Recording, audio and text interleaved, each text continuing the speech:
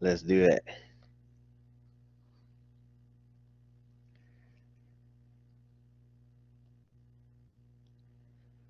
All right.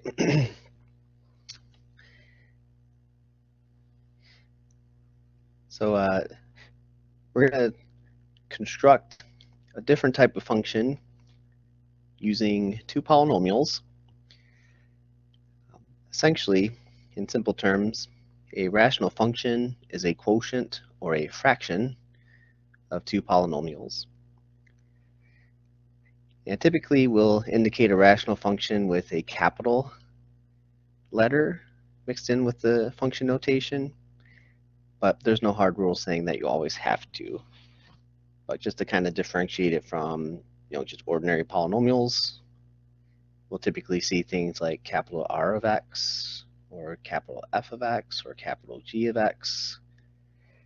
And don't be alarmed by the notation that you're seeing in this second fraction furthest to the right. Just know that there's going to be a fraction, and on the top and bottom will be two polynomials. Now, the three specific examples of rational functions that I have here would be examples of what I like to call the tougher rational functions. And that's because the polynomials mixed in on top and bottom have at least two terms involved. One of the parts has at least two terms involved.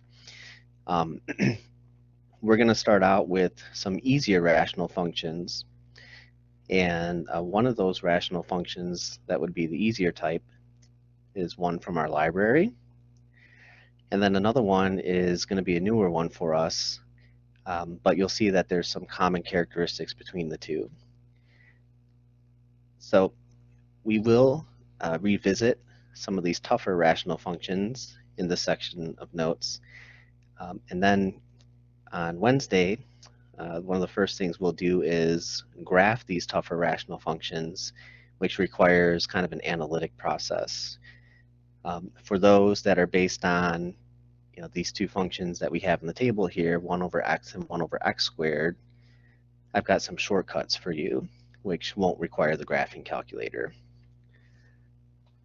So let me first discuss these two functions. I'll start with the function 1 over x. That comes from the library, and that's a reciprocal function. And I'm going to put 2 points that would be on this graph. The first point would be at 1, 1. And if you start at the point 1, 1, and you use x values going to the right of it, what you see is one end of this piece of the graph getting closer and closer to the x-axis, but it actually will never cross or touch the x-axis. And then starting back at 1, 1 again, if we go to the left, we have another end of this piece of the graph which gets closer and closer to the y-axis, but never crosses or touches that one as well. There's a second piece to this graph, and one point that's on that second piece is at -1, -1.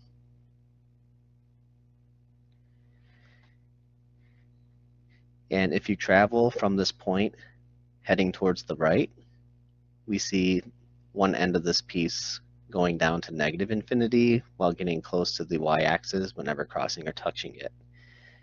And then if we go to the left of this point, we get an end that goes up towards the x-axis but flares out, getting closer to it but never crossing or touching it. And so these two pieces collectively would make up a sketch of the graph of 1 over x. And these two pieces, which are also called branches, have ends that approach the axes but never cross or touch them. The first axis I'd like to focus on is the y-axis, and I'm going to put a vertical dashed line going along the y-axis. And this vertical dashed line is not an axis of symmetry like with the parabola, but rather it's something called a vertical asymptote. Got to remember that it's just one S in the word asymptote. And basically what an asymptote is kind of like an imaginary line that the ends of the graph will get closer and closer to, but never cross or touch. Now there's also a horizontal asymptote, which would be a line going along the x-axis.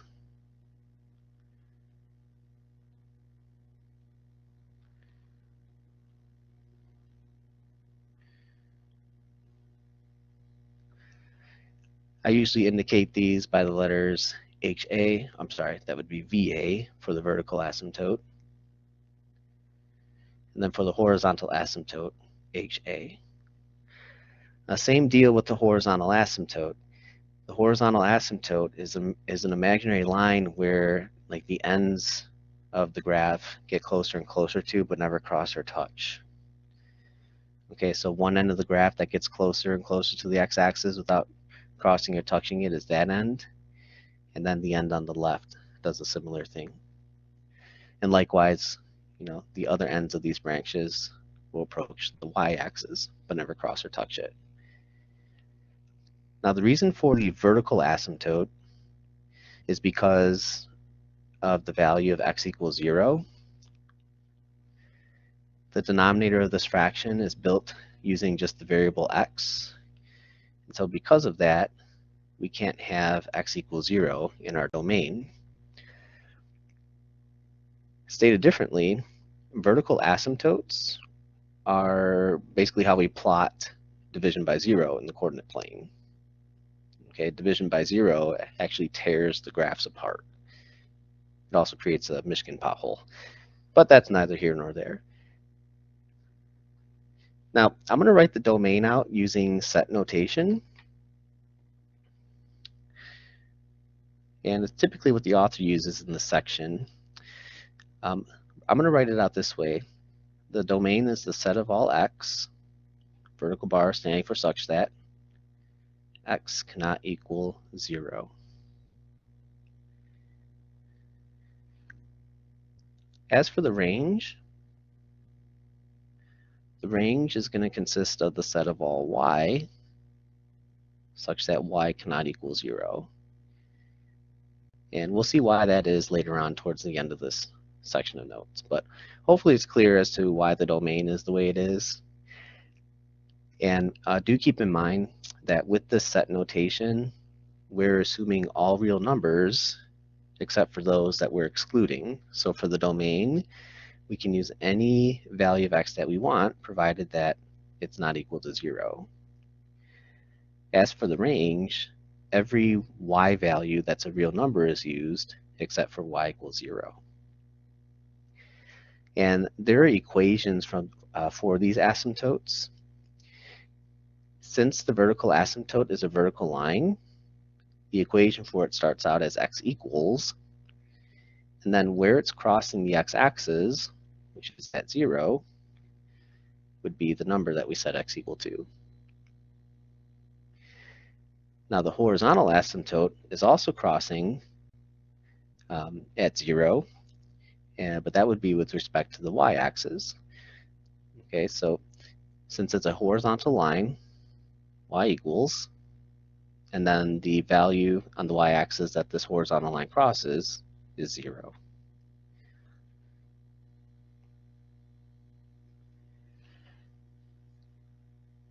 Okay, any questions about that?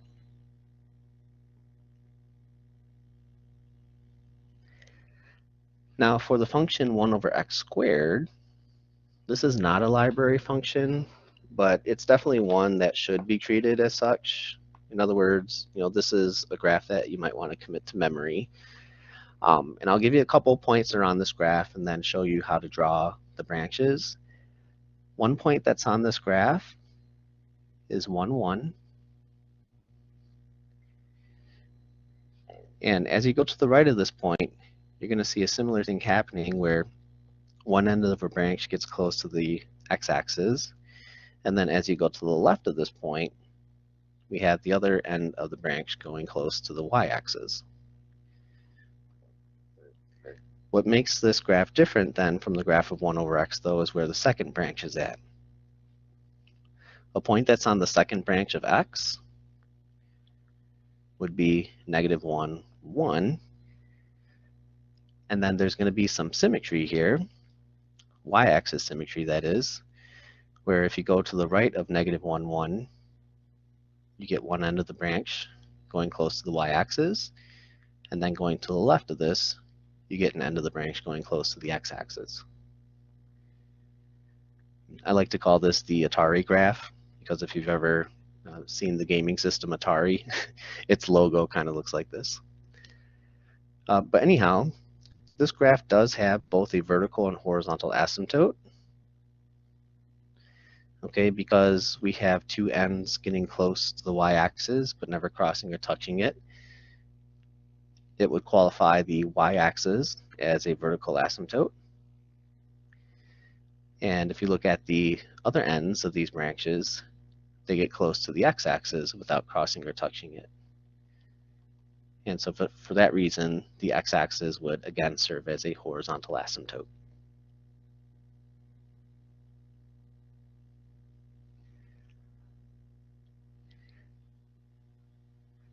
Now, the denominator is x squared, but that doesn't take away from the fact that x cannot be 0. If we were to plug 0 in 1 over x squared, we would still get division by 0.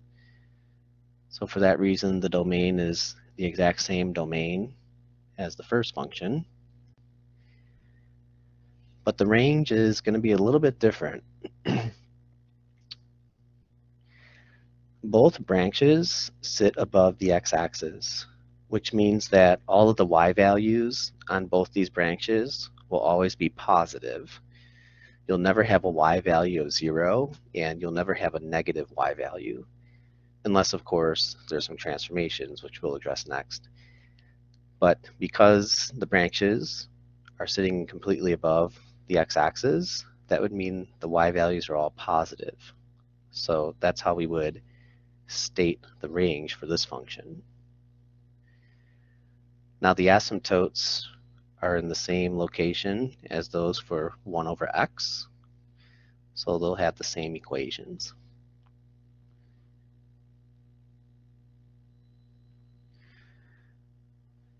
Okay, so just a reminder, x equals 0 would be an equation for the y-axis, and then y equals 0 would be an equation for the x-axis.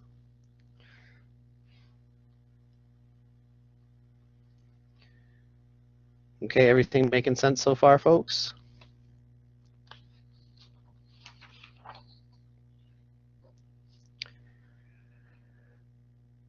All right.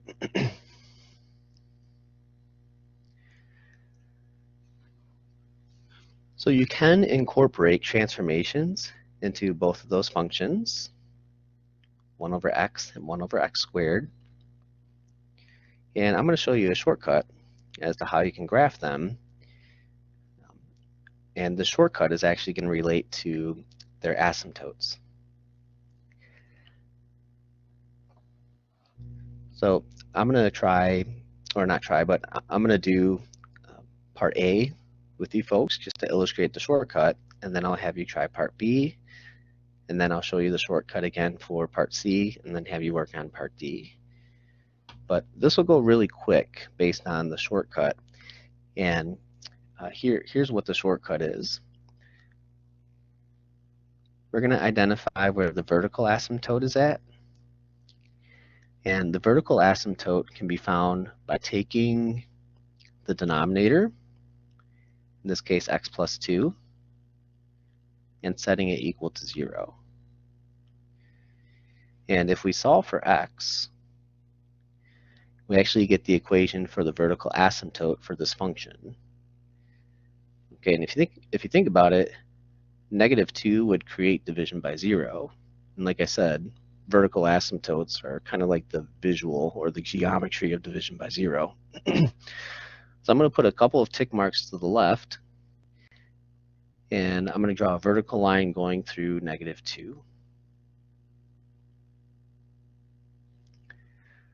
The horizontal asymptote is going to be given by this number that comes after the fraction. And there's really nothing special that you have to do with the number other than just write the equation out in the format of a horizontal line. So y equals positive 3. So let's put 3 tick marks going along the y-axis, and we're going to draw a horizontal dashed line going through that tick mark. And so these would be the asymptotes of our function. Now, which of these two functions should we use is based on whether or not you're seeing a power of 2. Okay, with our function for part A, are we seeing any powers of 2?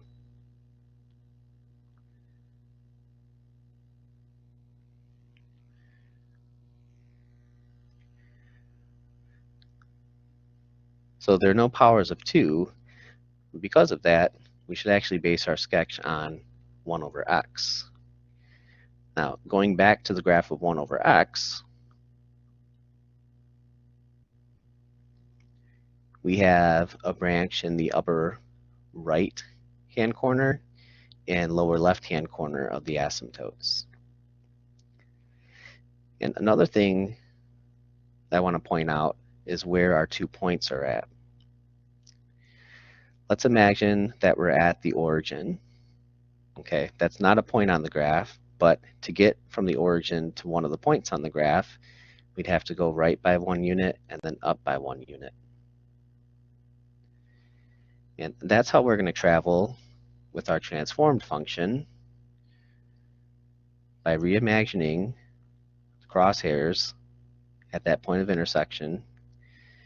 We're going to go to the right by 1 unit and up by 1 unit.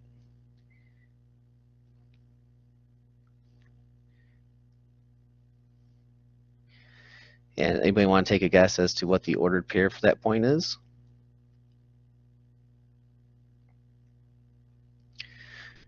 How about negative 1, 4? There you go, you got it. And as we go to the right of this point, one end will get close to the horizontal asymptote, and then to the left of this point, one end will get close to the vertical asymptote. Now going back up to our graph of 1 over x, to get to the second point, we'd go from the crosshairs left by 1 unit and down by 1 unit. And that's how we'll travel with our transformed graph. We'll go left by 1 unit and then down by 1 unit. Any takers as to what that order pair would be? Negative 3, 2. Traveling to the right of this point, we'll head down to negative infinity while getting close to this vertical asymptote, and then traveling to the left, we'll get close to the horizontal asymptote. And there's our transformed function.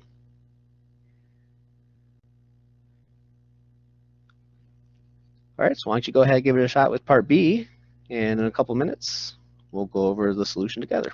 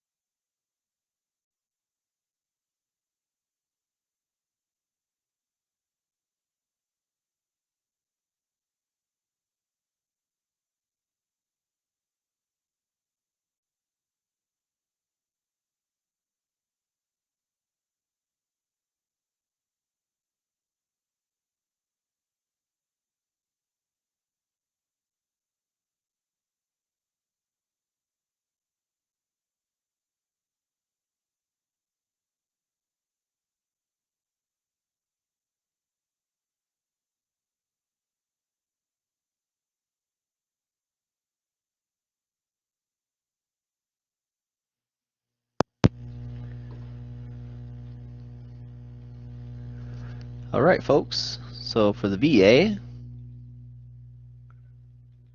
set x minus 5 to 0. Solve for x. Should have a VA at x equals 5.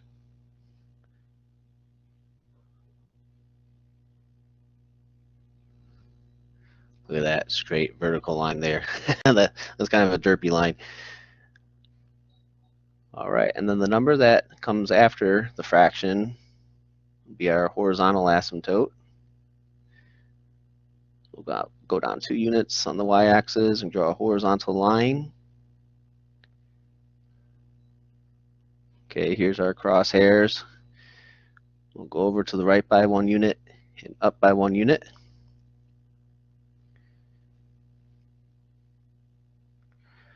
Okay, that'll put us at 6, -1. Going to the right of that point, get close to the horizontal. Going to the left of it, we get close to the vertical. Go back to our crosshairs, go left by 1 unit, and down by 1 unit. And that would be at 4, -3. Going to the right of this point, go near the vertical, heading down. Going to the left of it, go near the horizontal, heading left. All right, so how did we do? Guys coming up with the same graph?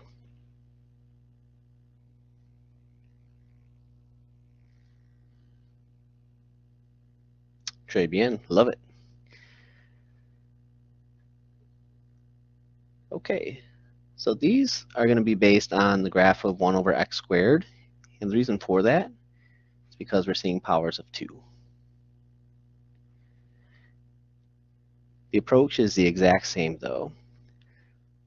We're going to take the expression x plus 1 and for our vertical asymptote, we'll set it equal to 0. Solve for x, we get -1. That's going to be where our vertical asymptote is at. And then the number that trails behind the fraction, plus 5, is going to be where our horizontal asymptote is at.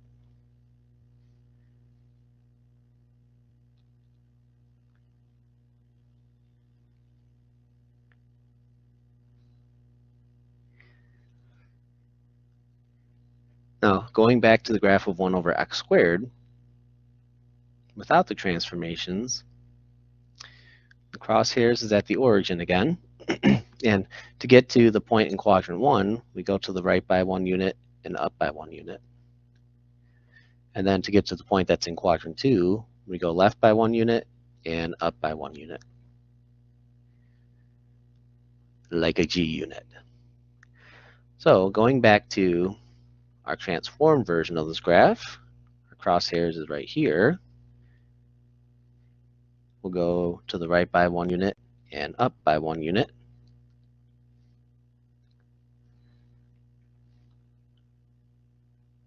Ordered pair for this point.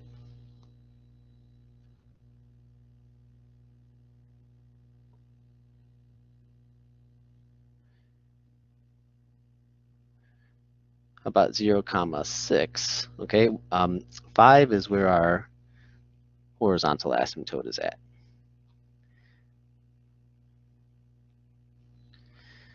Okay, so super close. All right, but we're going to be 1 unit above the horizontal asymptote. Now to the right of this point, we'll have an end going close to the horizontal, and to the left of this point, it'll bend up and get close to the vertical. Going back to our crosshairs, we'll go left by 1 unit and up by 1 unit. So the x-axis tick mark for going to the left by 1 unit would be at -2. Yep. And then going up by 1 unit would land us at a y-coordinate of 6. Okay, to the right of this point, we'll bend up towards the vertical, and to the left, we'll bend down towards the horizontal. Okay, now when you draw these branches, do make sure that you get close to the dashed lines, but don't cross or intersect them. They just kind of like hover along them while they're getting closer and closer. Okay, so can I have you guys take care of part D?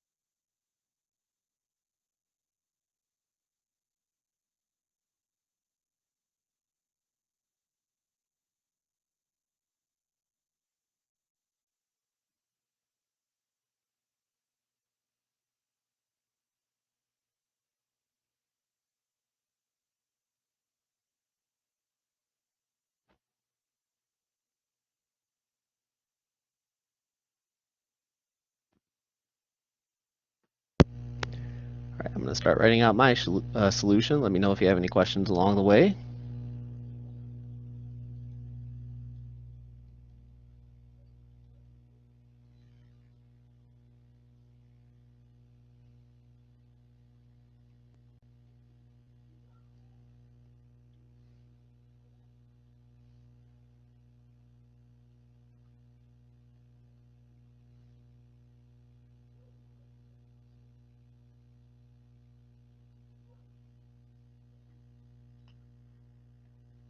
Okay, so there are the asymptotes.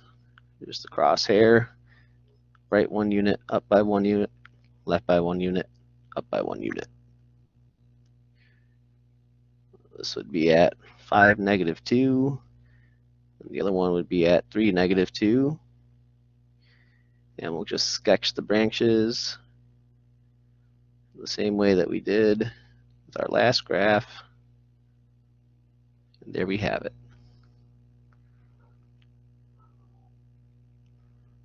All right, coming up with the same results.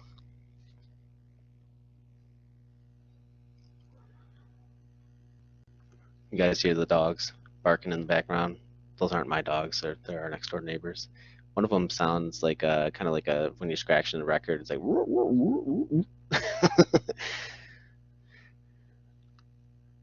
Okay.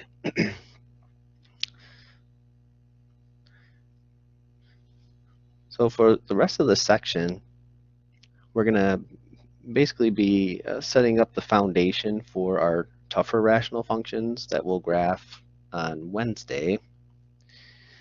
What we're going to address in the meantime is a few things. Number one, how you would find their domain. Number two, how the domain gives way to their vertical asymptotes. And then number three, how the leading terms involved in both the top and bottom polynomial give way to horizontal asymptotes. Okay, so rational functions have common characteristics much like polynomials. A lot of them aren't connected, all right, but most of them are split up into different pieces, as we've already been seeing, and they have these so-called asymptotes, vertical and horizontal. And there's a way to predict where those asymptotes will be, and as you saw, the asymptotes are really helpful when we draw the different pieces that the function is broken up into. Now, there's a strong connection between the domain of a rational function and the vertical asymptotes. With regard to domain, it's the set of all real numbers except those that cause division by 0. So regardless of how complicated the tougher rational function looks, we can always figure out the domain by taking the denominators and telling ourselves that these denominator expressions cannot equal 0.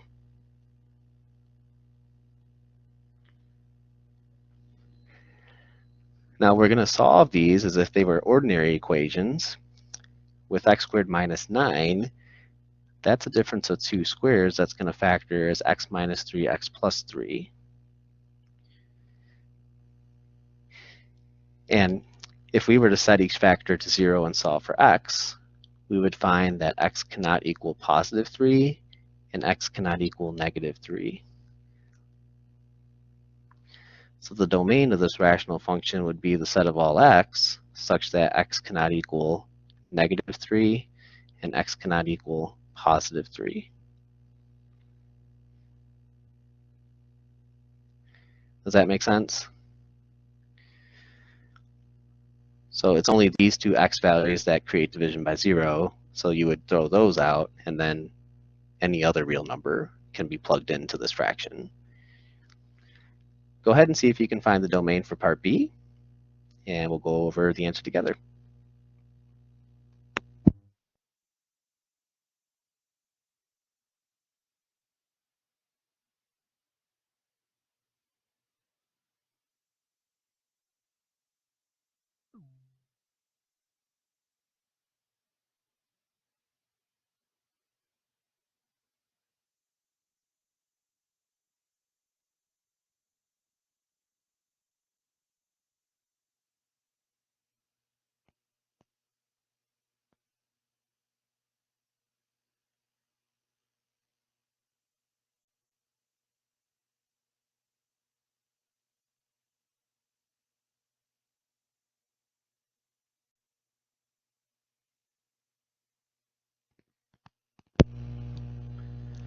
All right, so this will factor as x plus 4 times x plus 1 cannot equal 0.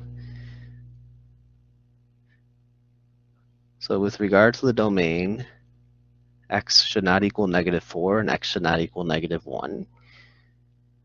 So we'll write this as the set of all x such that x cannot equal -4 and x cannot equal -1.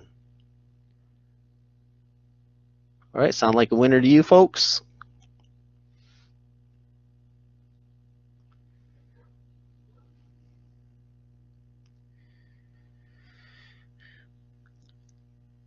So let's talk vertical asymptotes. And here's why there's such a strong connection between domain and vertical asymptotes. Vertical asymptotes, they occur at values of x that cause division by 0. So in terms of the graphs of these rational functions, any value of x that creates division by 0 is going to give you one of those vertical dashed lines. And here's a very famous meme indicating what those vertical asymptotes do with the graph. They're basically kind of like force field boundary lines. The branches will be on either side of the vertical asymptote, but they'll never cross or touch them. Now, we already know what values of x create division by 0 for this function x over x squared minus 9. Those were the numbers -3 and +3. So although those numbers are bad for the domain, we actually want to keep them when talking about vertical asymptotes. So you'll notice that I'm writing them as x equals instead of x does not equal, and that's because of what we're trying to find. In this type of problem, we want to find the vertical asymptotes, not the domain, but by finding the domain beforehand, we can actually steal those x values for the equations for our vertical asymptotes. And basically what this means is that if we were to sketch this graph, which we won't, there would be an indication of a vertical asymptote at x equals -3, and also an indication of vertical asymptote at x equals +3.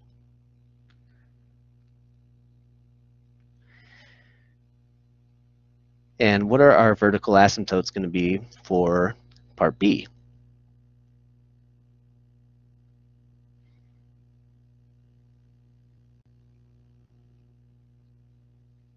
Yep, so the values of x that create division by 0 are x equals -4 and x equals -1. So although those are bad for the domain, they're good for vertical asymptotes. And same thing as part A, if we were to sketch this graph out, there would be an indication of a vertical boundary line or a vertical asymptote at -4, as well as -1.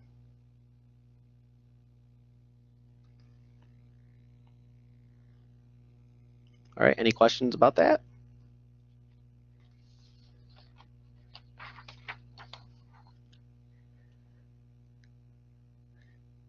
Okay, now finding horizontal asymptotes is possible based on the format of the rational function. And this one is um, a little more difficult to explain where it comes from because it actually requires some calculus. So since that's the case, for the horizontal asymptotes, as you're going to see, there are three situations that we can be landed in based on the design of our rational function. And with each one of these cases, you might want to construct like a flashcard, you know, horizontal asymptote case 1, horizontal asymptote case 2, and so on and so forth. And this is part of a theorem, okay, a theorem much like Pythagorean theorem, where it's true no matter what. And back when I was teaching in the K-12 system, one class had asked, what is the name of the theorem that this relates to?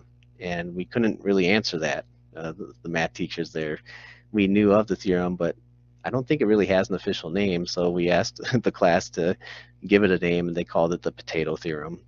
So that's why I have a little potato guy here. Does anybody recognize where this potato guy is from?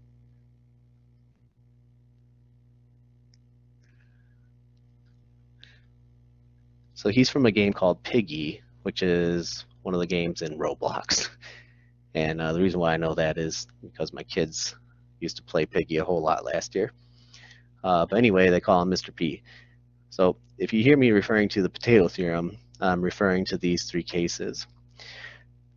Now, let's say that we have a rational function where, it's one of those tougher rational functions where you got multiple terms on top and bottom. We have three possibilities for horizontal asymptotes. And the possibilities are based on the degrees of the polynomials on top and bottom. On top, I'm going to indicate that the degree is n, and on bottom, the degree is m. Now, these are always going to be whole numbers, meaning that it's possible that the degree on the top is smaller than the degree on the bottom. It's also possible that the two degrees are equal to each other, and it's also possible that the degree on top is larger than the degree on the bottom. Hence the reason for there being three cases.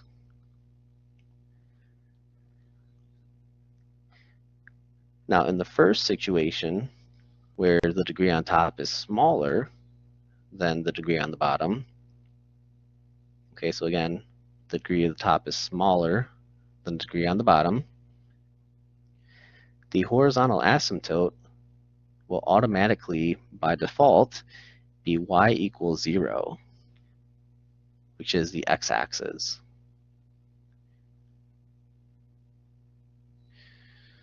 Okay, so what that means is that, if we have a sketch of the rational function, then there would be an indication of the x-axis being the horizontal asymptote.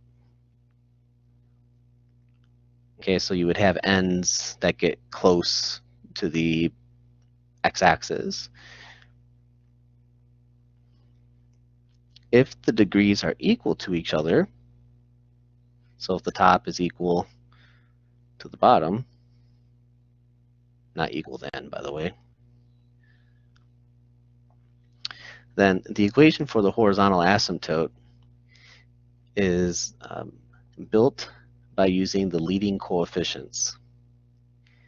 And what I mean by that is the horizontal asymptote is going to be a fraction where the numerator is the leading coefficient of the top polynomial, and the denominator would be the leading coefficient of the bottom polynomial.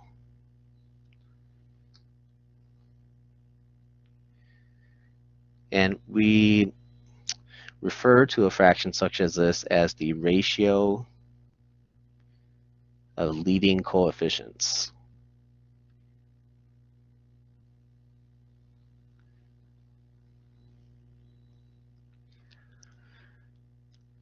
Now geometrically, let's say that that fraction was positive, then the tick mark on the y-axis corresponding to that fraction is where the horizontal asymptote is going to cross.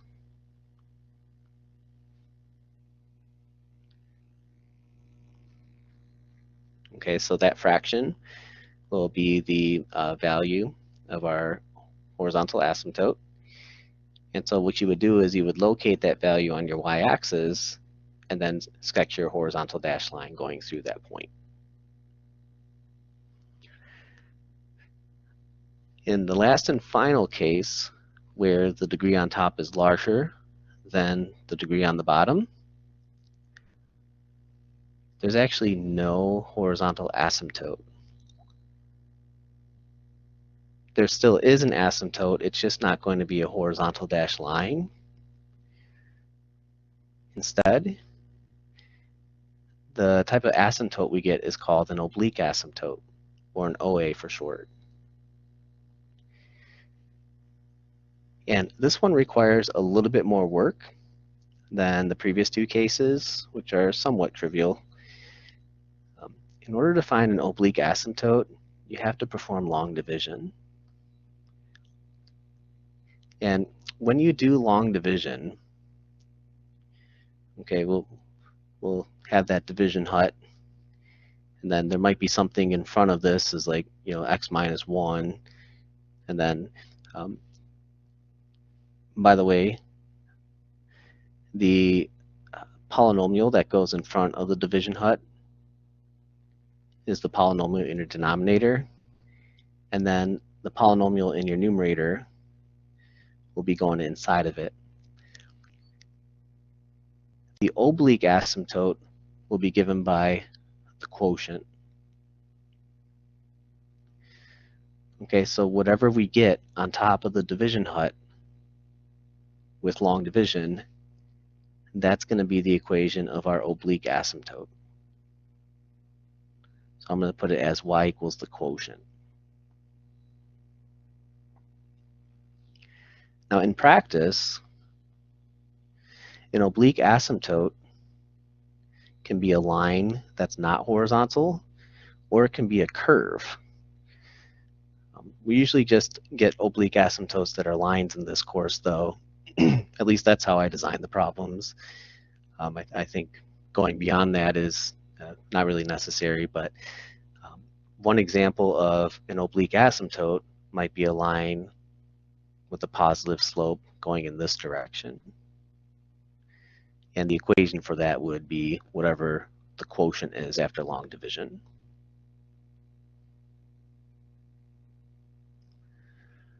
All right, so you guys ready to practice with this potato theorem? You guys know what you call a baby potato? A tater tot. All right. So for our last bunch of examples here, they want us to find the horizontal asymptote. If there is no horizontal asymptote, then we're going to move forward to find the oblique asymptote. Let's start with part A. These are all examples of those quote-unquote tougher rational functions. And to find the horizontal asymptote equation, we look at the degrees of the top and bottom polynomials. The highest power on x is our degree, and in the numerator, that would be a degree of 1. What's the degree of our bottom polynomial? 2.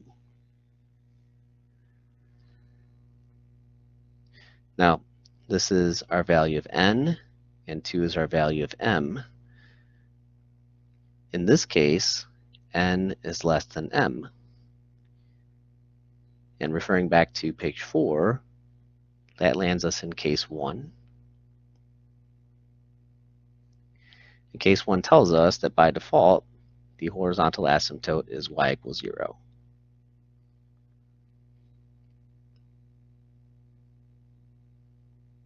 and that's an application of the Potato Theorem. Okay, so to review, we note the degree of the top, which is 1. We note the degree of the bottom, which is 2. And the fact that 1 is less than 2 would mean that the degree of the top is smaller than the degree of the bottom, which lands us in case 1. And looking back at page 4, case 1 tells us that y equals 0 is the horizontal asymptote. Let me have y'all try part B.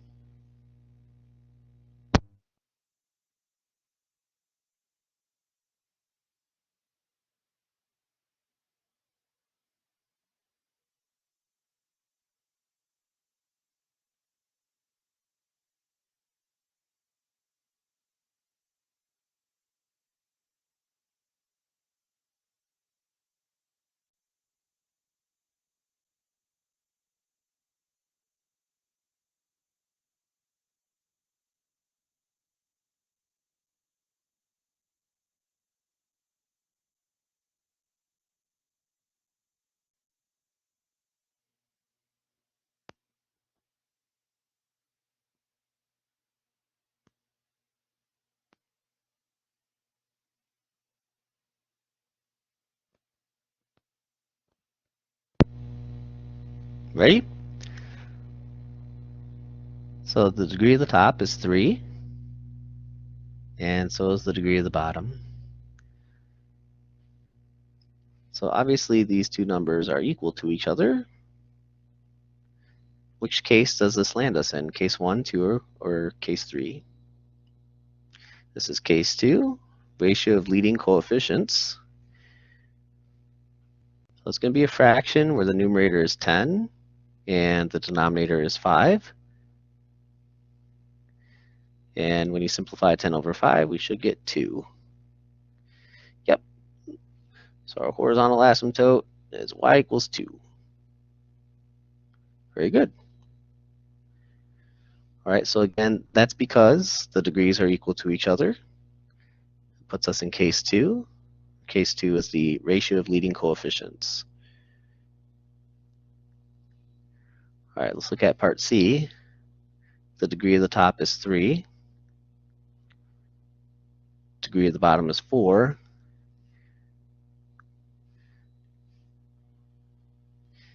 All right, what case does this land us in?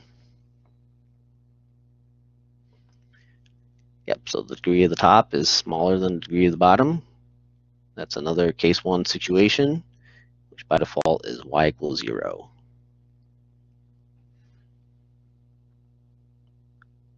All right, what case would we be in for part D? All right, so do we agree that we'd be in case 3 for part D? The degree on top is 2, and the degree on the bottom would be a 1. So yep, comparing n and m to each other. This time the degree of the top is greater than the bottom, so that's case 3. Now case 3 tells us that there's no horizontal asymptote. But that doesn't mean there's no asymptote whatsoever. Instead, when we conclude that there's no horizontal asymptote, what we have to do is find the oblique asymptote. And does anybody recall how we can find the oblique asymptote?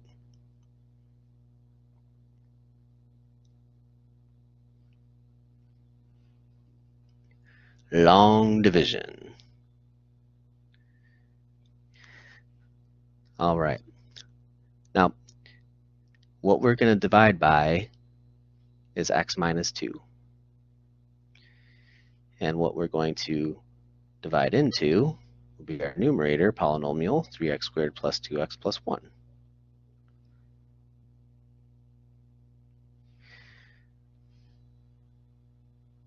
With long division, we have to figure out, in this case, how many times x goes into 3x squared.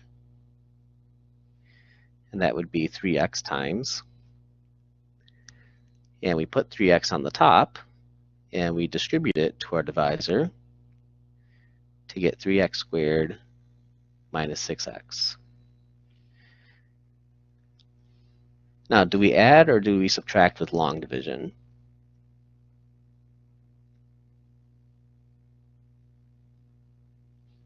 So with synthetic division, we add. So long division, we have to do the opposite of that.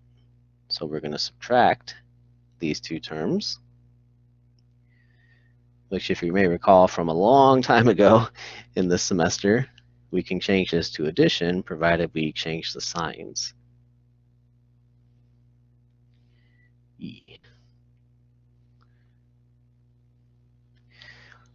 Now these are going to cancel, the 3x squareds, and when we add 2x to 6x, we get 8x, and we're going to carry down the plus 1. Is it possible that we can multiply x by something to get 8x? So we can multiply x by positive 8, and when we distribute it to x minus 2, that gives us 8x minus 16. We'll subtract down, or in other words, add the opposite, and we get a remainder of 17. The most important part of the long division with regard to oblique asymptote is the quotient. Specifically, y equals 3x plus 8 is going to be the equation of our oblique asymptote.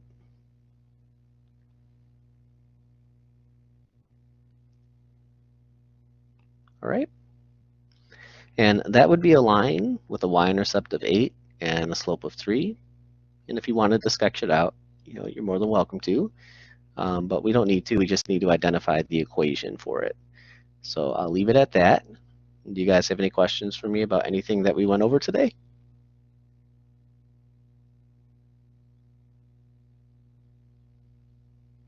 Nope, don't include the remainder. It's always going to be just your quotient.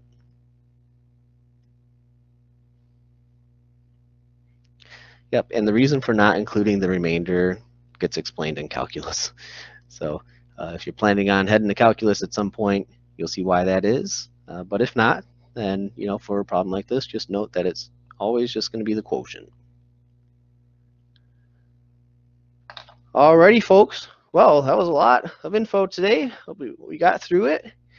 Of course, if you have any questions, I've got office hours today from 1 to 2:30. You can always send me an email.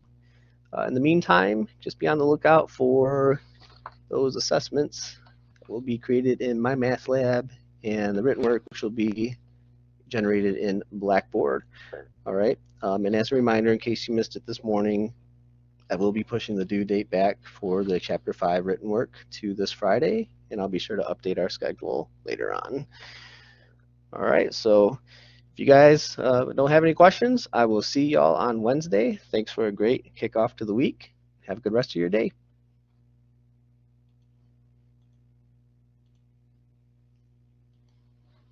No problem. My pleasure.